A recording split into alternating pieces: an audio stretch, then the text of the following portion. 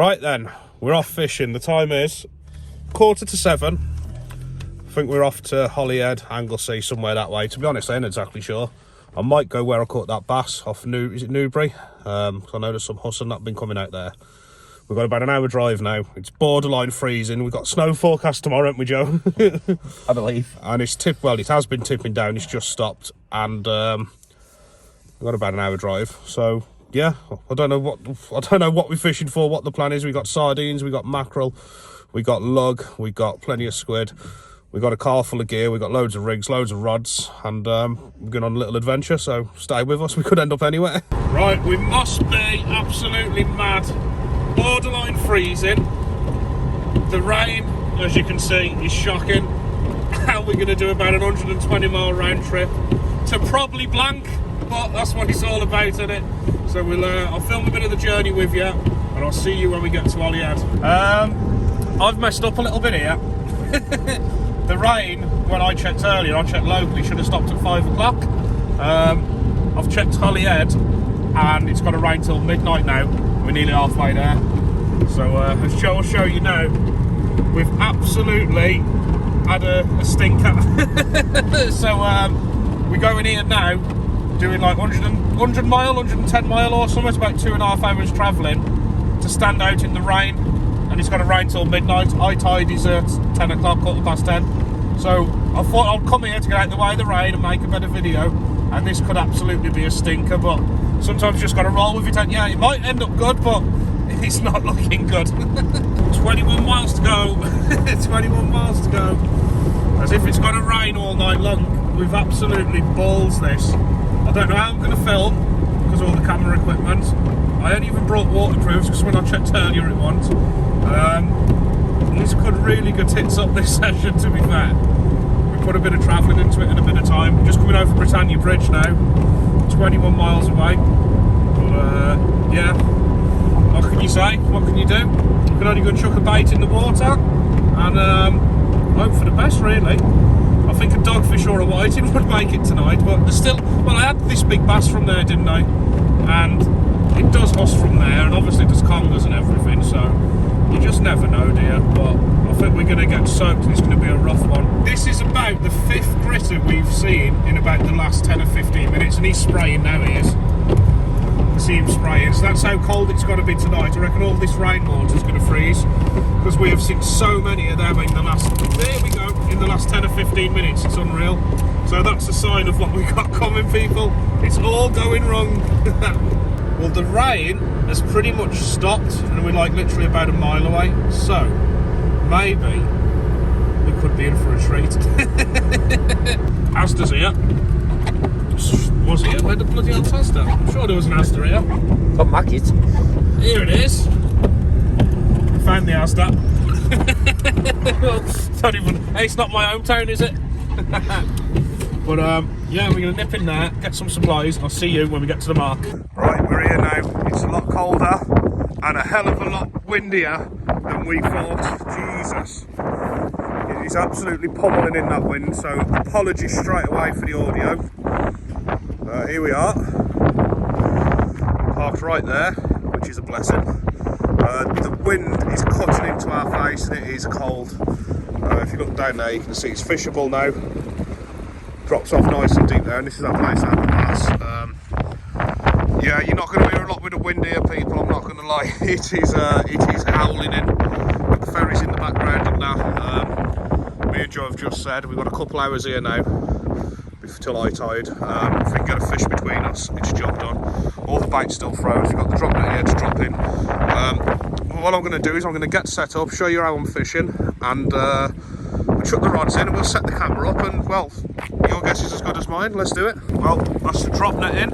Should anything big come and grace us, you can see how deep it drops off quickly. I'm just going to tie the drop net to that now. I would say, people, you shouldn't climb over here. That is simply just to see where the net is, just in case we bring something over, and that'll be the last. I'm going to knock this on here now, get some baits on the rods, and it should happen, hopefully. Fingers crossed, eh? Fingers crossed. So this is the setup. I'll be filming from that light, using my trusty Pen Prevails, because everybody knows I love them. Shimano Beastmaster reels.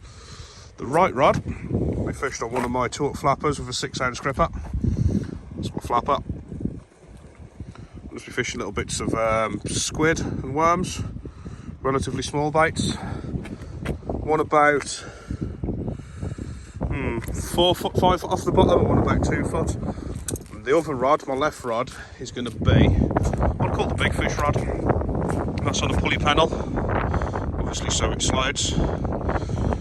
It's got on there now a full sardine, and I'll be fishing full squid, full sardine, probably half mackerel. Rig sharks are on, so by the time the camera's set up over here, you should have a nice view of me. You should be able to see everything. So without further ado, I'm going to wadong them into the water now.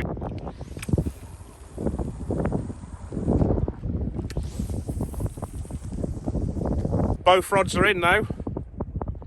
We've got squid baits, worm baits and fish baits. We've got a couple of different rigs. We've got big baits and small baits.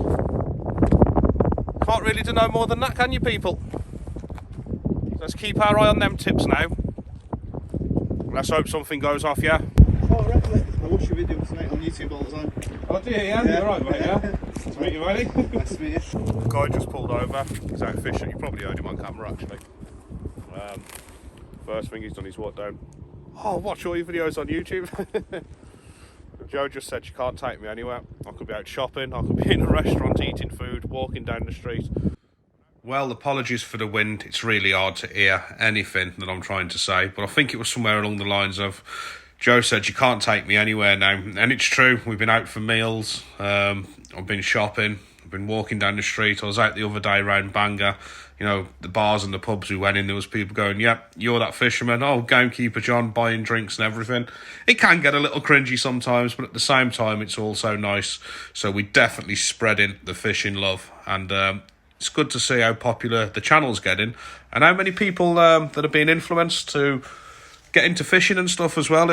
It's enjoyable to see. It's a nice feeling. So cheers all. I do appreciate it.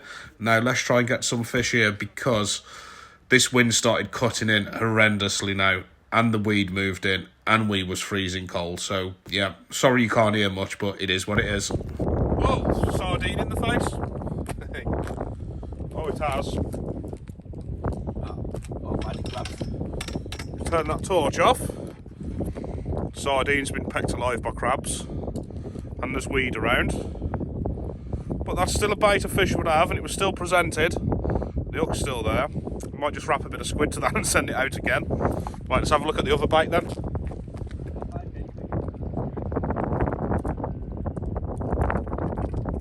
Jesus Christ. Whatever I've got on here, it's coming in. It's definitely not a fish. If it's a fish, it's about £200.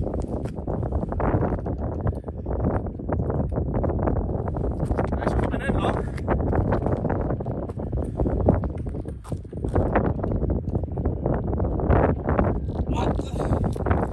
What the hell have I got on here?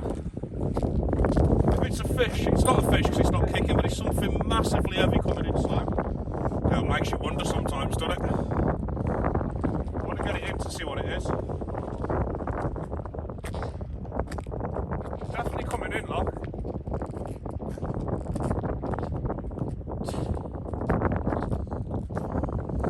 Reel in again. And then walk back. Yeah, it's coming in, look. Watch it be a massive ray or a conger wrapped up. Yeah, you never know it here.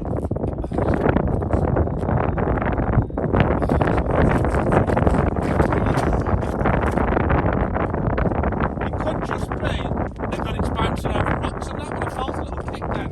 If this is not a fish, it's too big to be a fish, surely.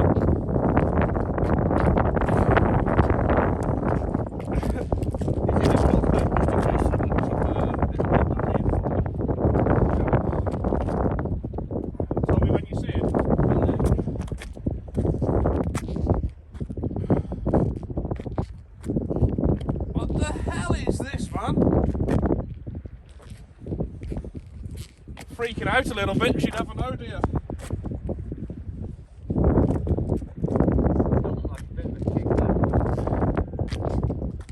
What the hell?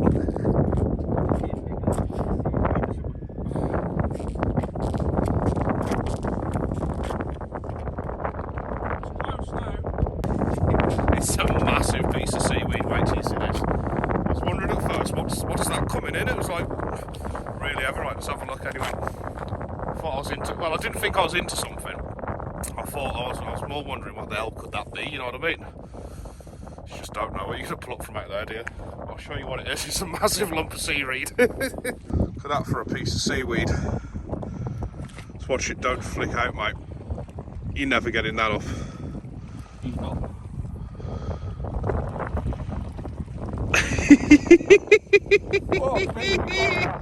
What's that? Is that a big rock? Is that a big rock up Come there? on, have a look under there, Joe. It is a rock, isn't it? Yeah. It is, yeah. I'll tell you what, my little 2-hook flapper rigs, with them knots on, them little knots and them little snoods, look at that. I've just brought that in from about 100 yards. That proves my knots and rigs are the top of the class. You say what you want now, people. Them swivels, these knots on them little swivels, my little hooks. I'll pull a toe pin on them rigs looking at that. Right, let's go again. Adios. How about that for a big lump of weed, green, whatever, kelp, whatever it was.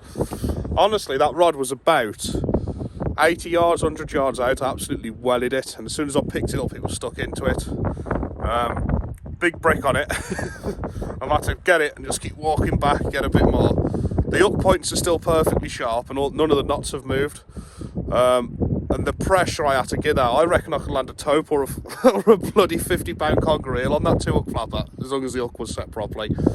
Nothing would budge. So as bad as it is, one, it wasn't fishing, so if I'd have had a bite I wouldn't know, and two, my rigs are bloody strong. That's all that matters. Right, I'm going to get the rod straight back out now. Go again.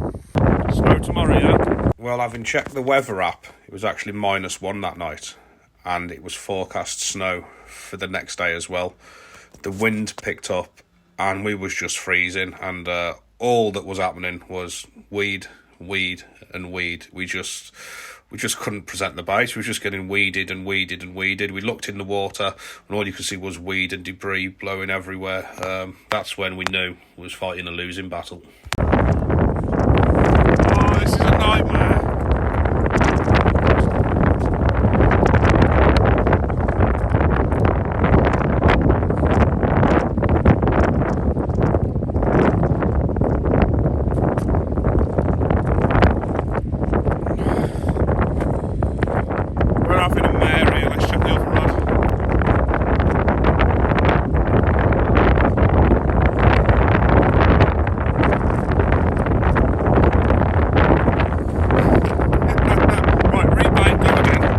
Just getting everything packed away now, leaving the rods in till last. High water's been and gone. Not a bite. We've been fishing hard and changing baits regular as well. That's between 3 rods. Not a bite. Wow.